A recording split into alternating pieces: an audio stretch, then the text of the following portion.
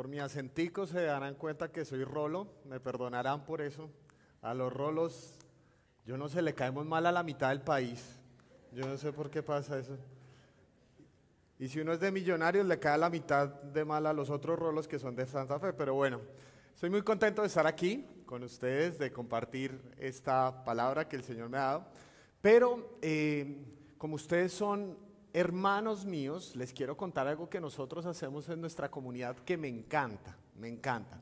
Antes de cada prédica, de empezar la prédica, nos ponemos de pie y saludamos a 3, 4, 5 personitas a nuestro alrededor. Entonces háganme sentir en casa, por favor. Si son tan amables, denle un abrazo por allá a una persona cerca.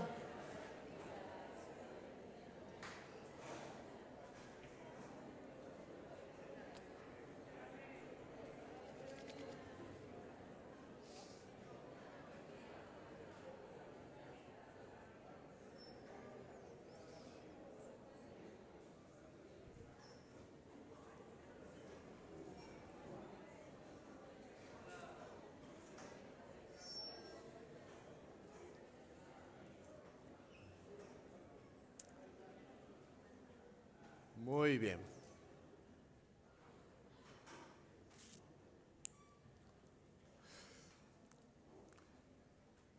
Bueno, el pastor Jairo me pidió hablar con ustedes sobre un tema que me apasiona, que es la gracia de Dios, y seguramente lo sé porque esta es una iglesia que se caracteriza por la formación y por la enseñanza.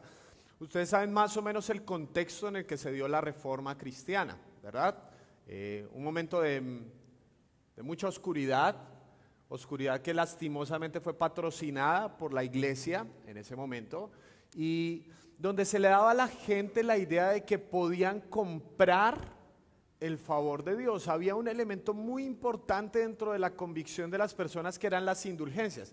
Seguramente han escuchado hablar de eso. Las indulgencias básicamente consistían en que si tú podías comprar como una especie de diploma, podías salvar a otra persona, del purgatorio, que es como el espacio intermedio, ellos creían, entre el cielo y el infierno. Entonces básicamente hubo un señor que se llamó Juan Tetzel, que lo que decía es que cada vez que sonaba la moneda en el cofre, el alma saltaba del purgatorio hacia el cielo. Pero ¿qué pasa si no tienes plata? Y tu papá falleció. Y el tipo no era como tan buena gente, pero para mandarlo al infierno no. ¿Cómo podías rescatar tú a esa persona? Y vieron que esa idea dio la idea de que la salvación descansaba en nosotros.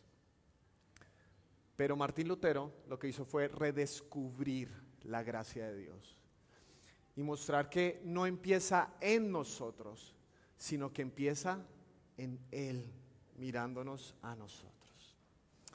La enseñanza que les quiero dar hoy se llama baldes o tubos, porque mi propósito no es solamente enseñarles doctrina de la gracia, sino que pensemos y reflexionemos cómo la gracia de Dios se refleja en nuestras propias vidas, porque cada uno de nosotros es un reflejo del Dios al que adora. ¿Cómo es tu Dios?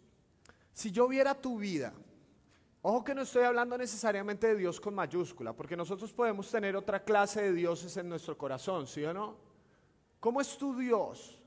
Si yo viera tus relaciones, si le preguntara a tu esposa, a tu esposo, a tus hijos, a tu suegra, ¿cómo es tu Dios? ¿Qué me diría? ¿Es un Dios? No, es que este man es pura gracia. Qué belleza. No, ese sale de la iglesia y sí, que mira con cara de revólver 38 a todo el mundo. ¿Han visto? Y se la pasa bravo todo el tiempo, sí, se pone bravo porque no está bravo y se pone bravo porque está bravo y todo el tiempo se la pasa bravo. ¿Cómo es tu Dios? ¿Es un Dios cargado de gracia? ¿Es un Dios cargado de rencor? ¿Es un Dios cargado de generosidad? Y cuando hablamos de la palabra generosidad normalmente pensamos, ya van a pedir plata para algo de la iglesia. Y probablemente eso nos muestra la clase de Dios que tenemos en nuestro corazón. Si tenemos un Dios de gracia, la gracia se debería reflejar en nuestras vidas. La propuesta que les quiero compartir es esta, es muy fácil. Si la gracia no fluye, se pudre. Si la gracia fluye, trae vida. ¿Lo repiten conmigo? Si la gracia fluye, no fluye, se pudre. Si la gracia fluye, trae vida. Como el agua, ¿verdad? ¿Qué pasa cuando el agua se deja en un balde por mucho tiempo? Se estanca. Y si se estanca, se pudre. ¿Y qué pasa si tú bebes agua que está podrida? ¿Te mueres? Pero ¿qué pasa si el agua pasa por un tubo? Fluye. Entonces trae vida, la consumes. Es la misma agua, pero la diferencia es que una se estancó y la otra fluyó. Y uno de los textos que nos habla de eso está en Mateo capítulo 18.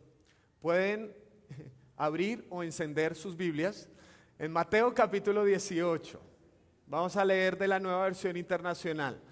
Vamos a leer desde el versículo 21. Este es uno de esos textos fantásticos que para mí hablan de eso de lo que se trata la gracia de Dios, que fluya en nosotros. Mateo capítulo 18, versículo 21 en adelante. Leo de la Nueva Versión Internacional.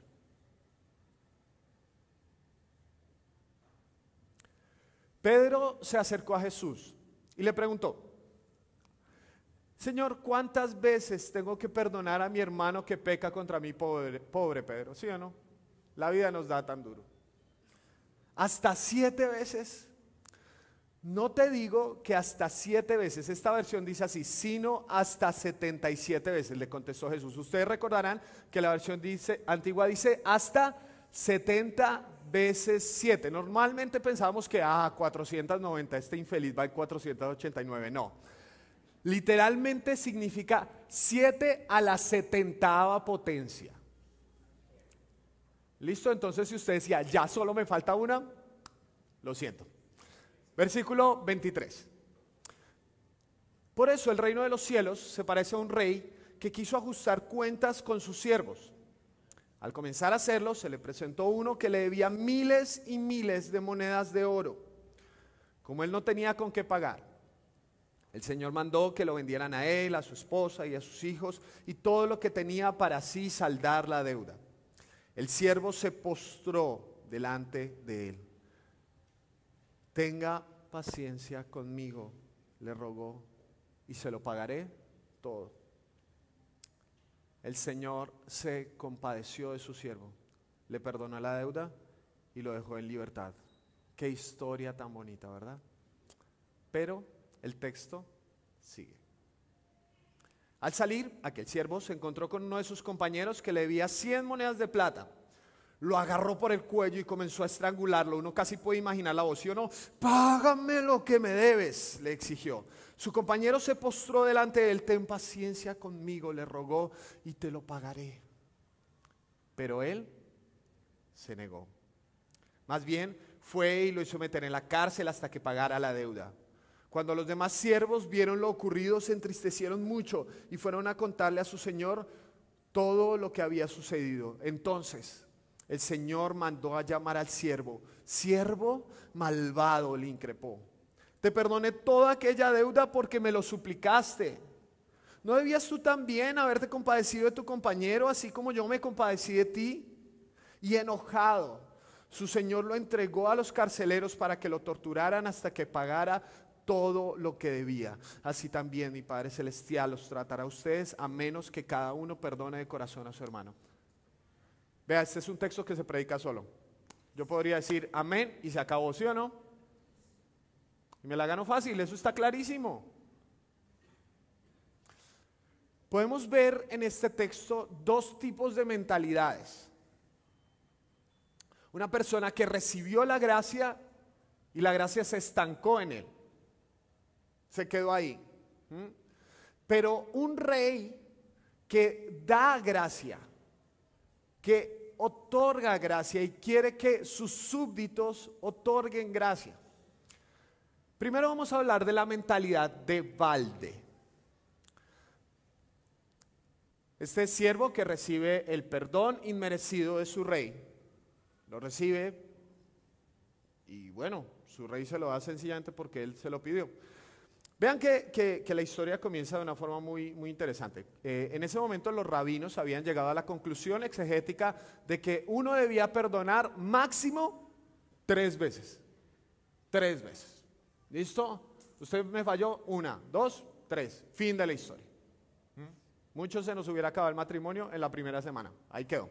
3 veces, hasta ahí llegó. ¿Sí? O en el primer día. Pero bueno, entonces, 3 veces. Pedro, queriendo mostrar que había seguido a su rabino, a su maestro, diciendo, yo soy mucho más santo. Pongámosle un número cristiano, el 7. Y Jesús le dice, Pedro, este no es un problema de aritmética. La gracia no es un problema de aritmética. Es un problema del corazón. ¿Sabes cuándo tienes una mentalidad de balde? Cuando llevas cuentas de la bondad o del pecado de otros. Ahí tú te das, y que son cuentas a propósito convenientemente selectivas. ¿Sí o no? Porque cuando hacen cosas buenas con nosotros, no, sí, pues yo me lo merecía, yo era un tipo muy juicioso, al contrario, antes se habían demorado estos muchachos, ¿sí? Pero cuando son pecados, ¿sí o no? La tenemos aquí, el 3 de diciembre de 1989 me contestó mal, y ahí la tenemos, ¿sí? Llevamos cuentas todo el tiempo, llevamos cuentas convenientemente selectivas. El problema de la gracia no es un problema de aritmética. Es un problema del corazón. Y Jesús lo demuestra por medio de las cifras irrisorias y absurdas que dio. ¿Qué dice el texto? ¿Cuánto le debía este siervo a su rey? Miles y miles de monedas de oro. Alguien que tenga la versión antigua debe decir 10,000 talentos. Bueno, no se sorprendieron, les cuento. 10,000 talentos es lo equivalente a lo siguiente. Un talento equivale a $6,606. Bueno, no se sorprendieron. $6,606 por 10,000. ¿Cuánto me da? Más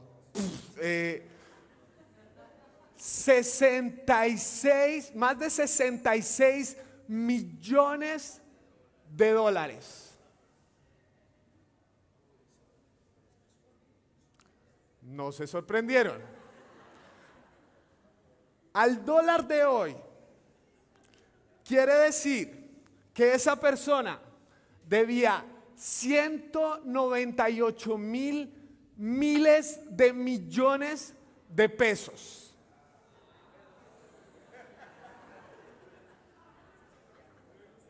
No todos se sorprendieron. Quiere decir que esa persona adeudaba la mitad de la deuda externa que tuvo Colombia el año pasado. Con esa plata se hubiera podido sostener Colombia el año pasado. ¿Cuánto tiene que gastar uno para adeudar tanto? Yo no sé ustedes, pero yo, con el sueldo que tengo y con los gastos que tengo y que voy a tener esperando a Benjamín, yo no podría pagar esto nunca. Nunca. ¿Qué tiene que hacer uno para pagar la mitad de la deuda externa de Colombia? Y vean que el tipo es descarado porque le dice, tranquilo, tenme paciencia, yo te lo pagaré. ¿En serio? ¿En serio? ¿Se lo puede pagar en algún momento?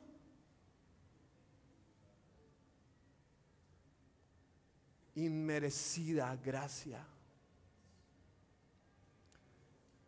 Pero cuando él le piden que perdone, en ese momento, ¿cuánto es la deuda que le tenía a su compañero? Dice ahí que unas 100 monedas de plata. Básicamente lo que se trata son de denarios. En esa época imagínense que había un sueldo mínimo que no le alcanzaba a la gente para vivir. ¿Ustedes pueden creer eso? Que hubiera un lugar donde a la gente el sueldo mínimo, ¡qué retrógrados! Un denario equivale en dólares a 34 centavos de dólar, es decir, 0,34 dólares. ¿Cuánto le debía? 100 denarios. Entonces 100 por punto 34, no estamos muy bien, menos mal no estudiamos contabilidad, pero 34 dólares, le debía 34 dólares, al dólar de hoy más o menos son 200,000 pesos. Pues es plata, pero comparado con lo que él debía, nada, nada. Al balde le encanta recibir, pero se excusa para dar. Creo que puedes ir 2 adelante de las diapositivas, ¿listo? Al balde le encanta recibir, pero se excusa para dar. Le encanta recibir la gracia de Dios. Es que ¿a quién no? Dígame a quién no. Y pedimos como buenas ovejas, Señor, dame, dame, y ahí nos quedamos, y que el Señor nos dé, y nos encanta recibir la gracia de Dios. Pero cuando el Señor te dice, bueno, dale gracia a esta persona, perdona a esta persona, no, el perdón es algo muy difícil. Y empezamos con una serie de excusas. Es que a mí me hicieron, es que a mí me pasó, pero cuando el Señor te da, ay no, sí me encanta recibir, pero siempre hay una excusa para darle a otros. Eso es una mentalidad de balde, que ha recibido la gracia de Dios, porque todos estamos aquí por gracia, todos estamos aquí por gracia. Si esta mañana nos levantamos y pudimos respirar, eso, queridos hermanos, se llama gracia. Ustedes no lo pagaron, no sé en qué banco consigna uno para respirar cada día. Eso no se puede, estamos aquí por gracia. Y nos encanta recibir la gracia de Dios, pero siempre que Dios nos dice, bueno, es hora de darle a otro, uno empieza como, Señor, pero es que si tú lo conocieras, si tú supieras cuánto me ha hecho, y empezamos a excusarnos para dar.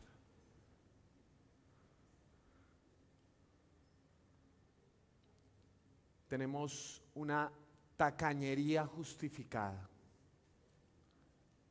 donde somos mezquinos con otros y lo justificamos. Y no estoy hablando solo de plata, estoy hablando de una actitud de la vida, donde Dios nos ha dado generosamente su gracia, pero aún así nos excusamos para darle. Vean, yo soy pastor de jóvenes, he trabajado con jóvenes desde que tengo 18 años, ¿sí? Tengo 31 años en este momento, es decir, llevo trabajando con jóvenes 13 años. Imagínense, el criterio para elegirme como pastor de jóvenes en mi primera iglesia fue, oiga, este man es como chévere, y ese fue el criterio para elegirme como pastor de jóvenes. Entonces, obviamente me he equivocado un montón, ¿sí? Tengo un PhD en errores, soy un duro equivocándome. Pero una de las cosas que he aprendido a lo largo de este tiempo es cómo la crianza de esta mentalidad de balde le hace daño a las personas, especialmente a los jóvenes. ¿Saben cómo se refleja esto de una forma muy práctica? Cuando los papás solamente le dicen a los hijos las cosas malas. Y uno le pregunta a los papás, pero ¿por qué le dicen las cosas malas solamente? No, porque lo bueno él ya lo sabe. Qué cosa tan tacaña. Qué mentalidad tan tacaña. No, y se escudan, ahí está la excusa, se escudan. No, es que así me criaron. Pues nunca nuestra historia debería ser más fuerte que la gracia de Dios. Nunca, jamás. Si Dios en su gracia te ha dado afirmación, lo acabamos de cantar, no lo merecía, estoy en el redil no sé cómo, no tengo ni idea, Él me buscó, Él me encontró, no fue que yo le mostré a Dios lo bueno que soy, no, si Dios te ha dado tanta gracia, tanta afirmación, tanto amor sincero, ¿por qué tú solamente te escudas? No, yo tengo que decirle lo malo, Él ya sabe lo bueno. Qué cosa tan tacaña. Qué mentalidad de balde tan triste, que la gracia que Dios te ha dado se estanque en ti. Y hablemos un poquito más profundo del perdón. ¿Saben que me he dado cuenta que el perdón es comparativo? Es decir, lo que Jesús está enseñando aquí es que debemos perdonar no con relación a lo que otros nos hicieron, sino con relación a lo que Él hizo por nosotros. El problema de los baldes es que piensan solo en ellos, no en lo que Dios hizo por ellos. ¿Otra vez? ¿Aparecen las diapositivas? Los baldes piensan solo en ellos, no en lo que Dios hizo por ellos. Y tú me dices, Miguel, es que si tú supieras lo que me hicieron, es que tú no sabes cómo me trataron. Tienes razón. Probablemente no lo sé. Pero yo sé una cosa. Sé lo que Dios te hizo a ti. Sé que Dios te ama incondicionalmente. Sé que Dios entregó a su Hijo por ti en una cruz. No sé qué te hicieron, pero sé lo que Dios hizo por ti. Y eso debería ser suficiente motivo para perdonar a otros. Si tú te enfocas en el daño que te hicieron, es que de verdad es muy difícil, en algunas ocasiones imposible, si nos fijamos en lo que otros nos hicieron. Pero es que el llamado de este texto bíblico no es a mirar lo que nos hicieron a nosotros, sino lo que el Rey hizo por nosotros. La mentalidad de balde se rompe cuando dejamos de mirar la deuda que las personas tienen con nosotros y miramos la deuda que nosotros teníamos con el Rey. Y ahí las cosas empiezan a cambiar. Y entonces empezamos a ver, y esta es la segunda parte de este sermón, vamos a hablar de la mentalidad del tubo, de cómo es este Rey que da gracia inmerecida a su siervo. Díganme ustedes qué hizo este hombre para ganarse el perdón de la mitad de la deuda externa de Colombia en el año 2016. ¿Qué hizo este hombre? Pedir compasión. Punto. ¿Le dio algo al rey? ¿Le dio algo a cambio? ¿El rey lo obligó a tener trabajo forzado por 2 años? ¿Qué hizo este hombre en última instancia? Pues pedir. ¿Que eso es igual a nada? Queridos muchachos, les quiero contar algo. Resulta que hay unas cosas que se llaman bancos. Y los bancos son buenísimos para fregarlo a uno con las deudas. Ustedes se imaginan yo llegar al banco, buenas, quiero pedir por favor que me perdonen mi deuda. Y los bancos dicen, oiga, sí, chévere, con muchísimo gusto. ¿Eso pasa? ¿Qué te pide el banco si uno dice, oiga, quiero pedir? No, te piden mejor dicho, casi que hasta un seguro funerario, todas las cosas, se lo piden a uno. Le piden de todo, ¿sí? Y le piden a uno que uno pague. Pero este rey, este siervo le dijo, por favor ten compasión de mí. Y él le dijo, bueno, este es un punto central. La gracia es un acto deliberado de Dios. Aparece en la siguiente diapositiva. La gracia es un acto deliberado de Dios. Dios nos perdonó porque quiso.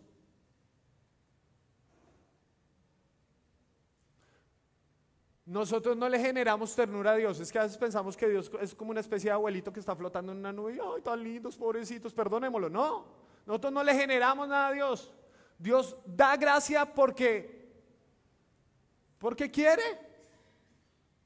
Porque quiere darla. Porque desea darla. Vean, este rey hubiera podido sostener su reino por años con lo que esta persona le debía.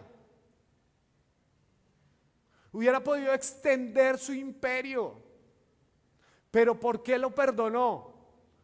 Porque quiso. Porque quiso. Y eso es lo interesante. Quiso perdiendo él. Porque la persona que más perdió en este texto bíblico no fue el siervo, el que más perdió fue el rey. Porque ya nunca iba a tener esos 66 millones de dólares. El que más perdió al extender gracia fue el rey. Pero él decidió perdonar por amor, por gracia, porque así quiso, como dijo Jairo, por el puro afecto de su voluntad. Porque quiso. Dios no te ama porque tú seas muy bueno. Dios te ama porque quiere. Porque quiere. Dios no te ama porque te portas bien. Dios te ama porque quiere.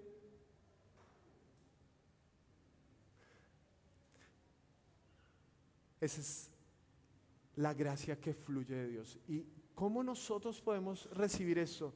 Cuando entendemos, queridos hermanos, y esta siguiente diapositiva, que Dios nos recibió en la quiebra.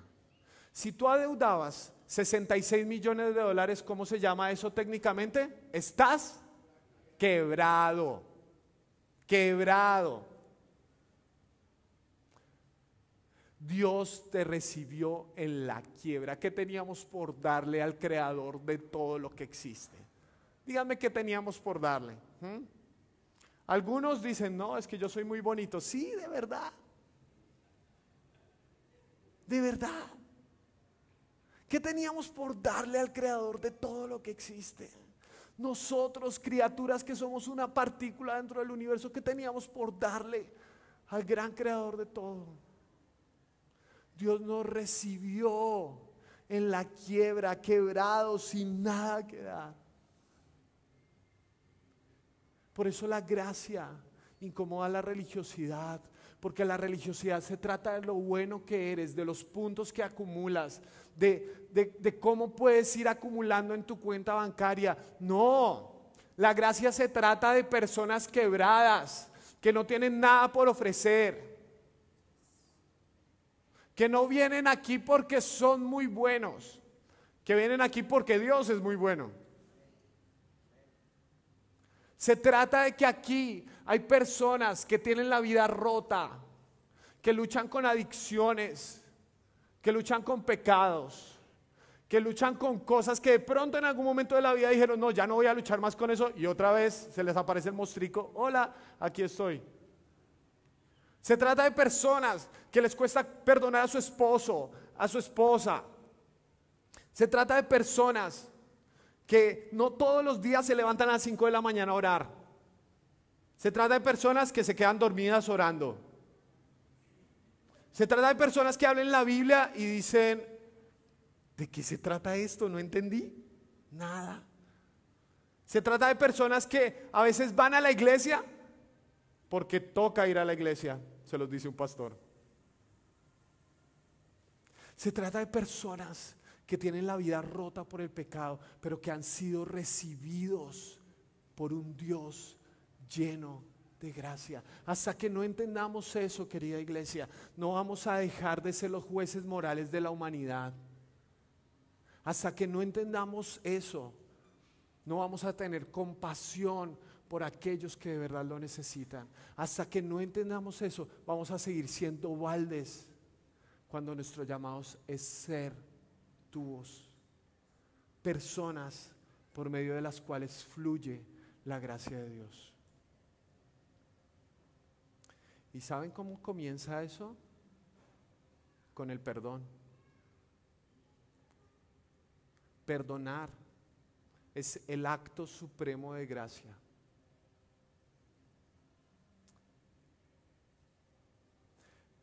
En algunos contextos cristianos se dice que perdonar es olvidar. Eso no es verdad. Eso no es verdad. A veces es imposible olvidar. A uno se le olvidan las cosas, pero no uno decide olvidar las cosas. Uno no dice, voy a olvidar esto. No, apenas uno dice, voy a olvidar esto, se acuerda más de eso, ¿sí o no? Y uno se siente mal, si viene de ese trasfondo de perdonar es olvidar, uno se siente mal porque todavía se acuerda de eso. Uno dice, me acordé, no he perdonado, no he perdonado, no he perdonado. Y entonces ahí se queda. Perdonar es recordar sin rencor. Eso es perdonar. Perdonar es recordar sin rencor. ¿Lo quieren de una forma más poética? Perdonar es ir al pasado y regresar ileso. Perdonar es ir al pasado y regresar ileso. Estuvo buena, ¿no? Cuando logras atravesar ese momento que de pronto no se va a ir nunca de la memoria, pero ya no te causa la misma rabia, ya no te causa el mismo odio, ya no te causa la misma sed de venganza. Ahí has tomado la decisión de dar la gracia que tú ya has recibido. Pero ¿saben que este texto me enseña algo más? Que perdonar es liberar a alguien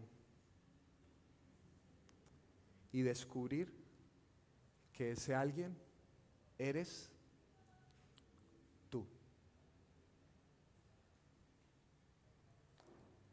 ¿Quién fue el que terminó en la cárcel torturado? El que no perdonó.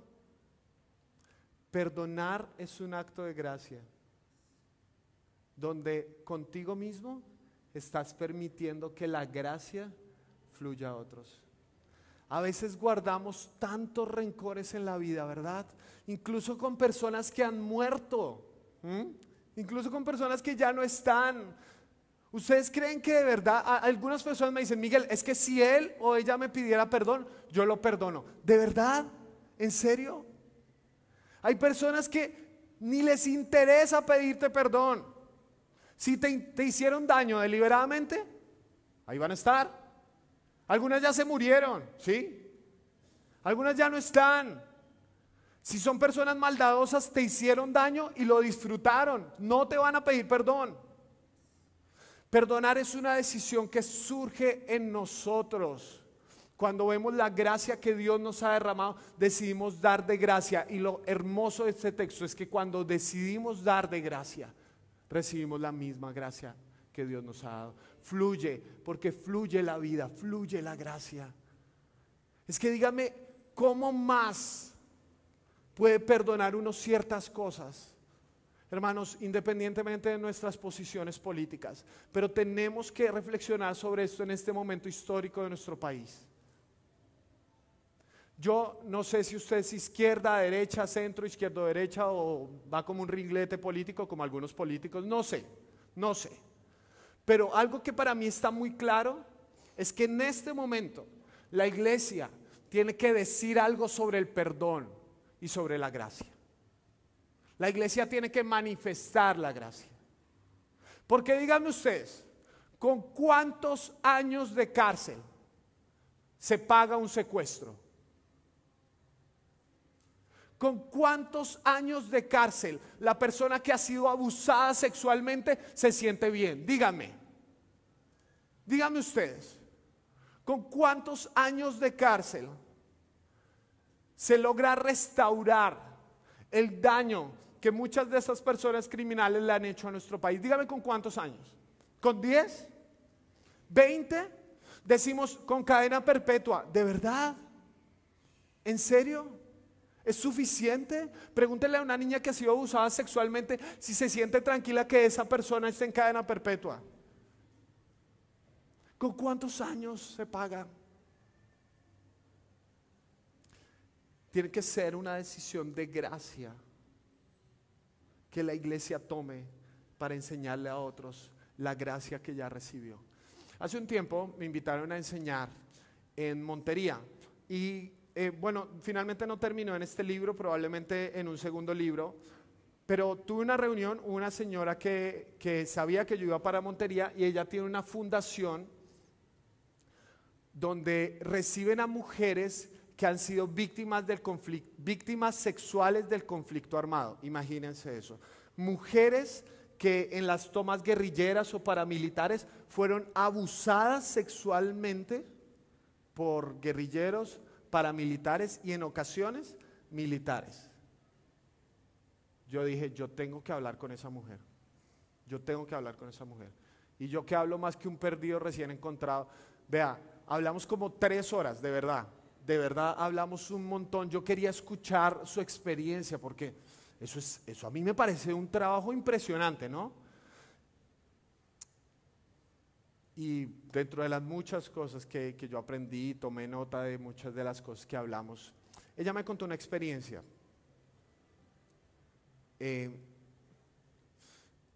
Fue una mujer que estaba en uno de los corregimientos en Córdoba, que es una de las zonas más tocadas por la violencia en Colombia.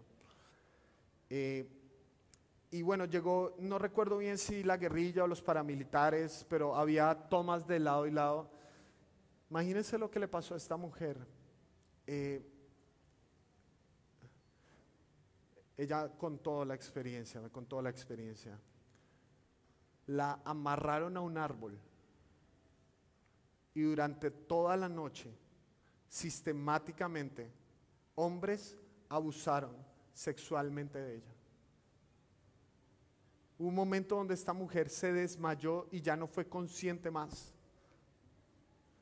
Durante toda la noche abusaron de ella. Amarrada a un árbol, absolutamente indefensa. Su esposo se lo habían llevado para torturarlo en un lugar cercano a la casa.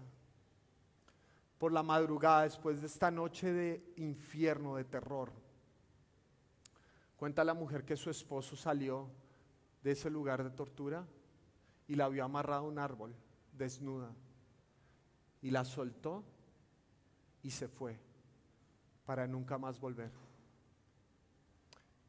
Esta mujer me dice, no sé qué me dolió más, si que me hayan abusado toda la noche o que el hombre que yo amaba se haya ido para nunca más volver.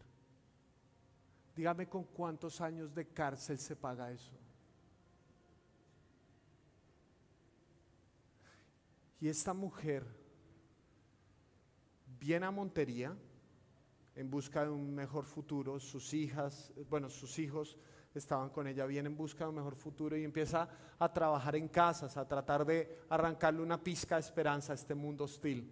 Y ella viene y empieza a trabajar y se encuentra con la directora de esta fundación, hablan un poco y ella dice, bueno, yo quiero ser restaurada. Esta mujer en ese momento no conocía de la gracia del Señor y ella trataba como de ir adelante, pero se fue la luz. Entonces ella trataba de ir adelante y así de mala está la prédica que ya me apagan allá atrás. Bueno, listo, entonces y ella trataba, ya tranquilo, ya voy a acabar. Entonces ella trataba como de seguir adelante, pero obviamente tenía mucha rabia y mucho rencor en su corazón. Y se encontró con esta fundación y Jesús la encontró. Y en algún momento esta mujer dijo, hija, tenemos que perdonar. Le dijo a sus hijas, tenemos que perdonar. Porque los únicos que se están haciendo daño somos nosotros mismos con este rencor que estamos guardando. Los únicos que se están haciendo. Dígame por favor si eso no es un acto de gracia, ¿sí? Y decidió perdonar. ¿Saben lo más loco de la historia? Ese fin de semana me invitaron un domingo a predicar en la iglesia. Y en esa iglesia estaba esa mujer. ¿Y saben qué es lo más loco de todo? Que en esa misma iglesia estaban un guerrillero, un paramilitar. Y esta mujer recuerda que uno de esos hombres fue el que la abusó. ¿Saben cómo se llaman ahora entre ellos? Hermanos. Eso es gracia.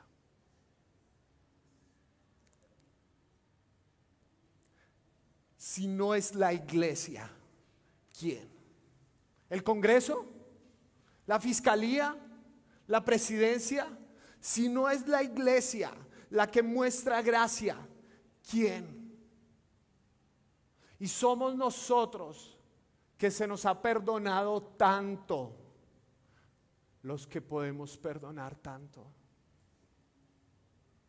Porque si la gracia no fluye, se pudre. Pero si la gracia fluye, da vida. Hace poco escuché el discurso de Martin Luther King. Tengo un sueño, que dijo en Washington, en contra del racismo y todo eso.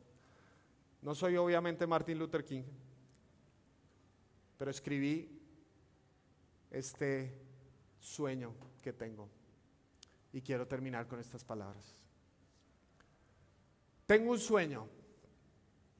Sueño con el día en el que el fluir de la gracia sea tan natural que ni siquiera toque hacer sermones al respecto, porque cada seguidor de Jesús la reflejará con su vida.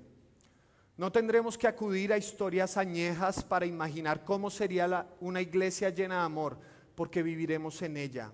Seremos los protagonistas y testigos de nuestra propia historia de gracia. Los baldes estarán oxidados y los tubos estarán relucientes. La generosidad del perdón estará en el menú diario. Haremos de la reconciliación la invitada principal de nuestros banquetes y las almas restauradas se sentarán a cenar en la mesa del Rey.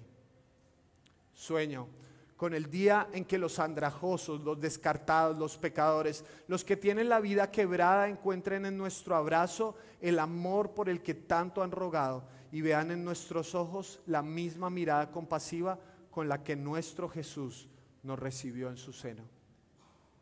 No nos preocuparemos por juzgar, porque sabremos que no estamos aquí para competir, sino para amar. No habrá necesidad de máscaras hipócritas que resguarden nuestro frágil ego, porque el precioso escándalo de la gracia nos recordará siempre que Dios nos recibe así, maltrechos. Y reconoceremos que al pie de la cruz todos somos aceptos y que el único título que importa es ser llamados hijos del cielo. Sueño con el día en el que no haya rencores acumulados, dolores enconados ni venganzas ejecutadas. Que la gente no deje la iglesia por bobadas, sino que seamos una comunidad sana. Oraremos por fin el Padre Nuestro con sinceridad y veremos el maravilloso regalo de ser perdonados como perdonamos a nuestros ofensores. Comprenderemos que lo que hace grande una iglesia no es la cantidad de gente que la visita, sino la calidad de gracia que regala. Las personas estarán deseosas de estar con nosotros porque no seremos un muro, sino un puente para que se encuentren con la compasión divina, que es lo que todo ser humano desesperadamente ha estado buscando. Las lágrimas no serán señaladas, serán consoladas. Los pecadores no serán juzgados, serán aceptados. Las maldades no serán negadas, serán restauradas. La gracia no se estancará en nosotros, fluirá de nosotros. Sueño con el día en el que veremos cara a cara a nuestro amado, quien verá a su novia con el fuego del amor y de la gracia para decirnos: estoy orgulloso de ti. Porque verás en nosotros, amado Jesús, que fuimos generosos como tú lo fuiste, que rehusamos permitir que la gracia se estancara en nosotros, que nuestra gratitud se reflejó en nuestras palabras y nuestro caminar, que escogimos seguir tus pasos y darle a este mundo la dulce compasión que tantas veces tú nos has regalado. Ese es mi sueño. Oramos.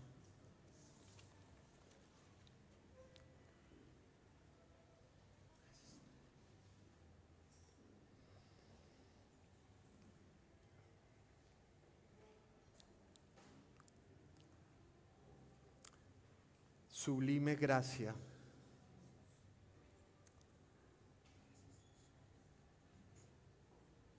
Que salvó a estos pecadores, que les perdonó la impagable deuda del pecado. Sublime gracia que nos recogió en la quiebra. Sublime gracia que nos invita a darla a otros. Señor, gracias por tu gracia. Gracias porque no es un tema teológico bonito. Gracias porque se trata de nuestra vida. Nosotros hemos recibido la gracia y queremos dar de gracia lo que recibimos de gracia. Que el acto mismo del perdón, que significa una renuncia a la venganza, nos muestre lo que te costó a ti la cruz, Señor. Pero que esa misma cruz nos inspire para perdonar a otros. Que nos sigamos justificando nuestro rencor, que nos sigamos justificando nuestra tacañería, que no sigamos justificando nuestros deseos de venganza, sino que demos gracia, que la gracia fluya de nosotros, porque tú nos la has dado abundantemente, sin reproche, nos has dado mucho más de lo que merecemos. Y por eso te agradecemos, Señor, por tu bondad y por tu infinita gracia, Señor. Que esta palabra quede sembrada en nuestros corazones. Te lo pedimos en Cristo. Amén.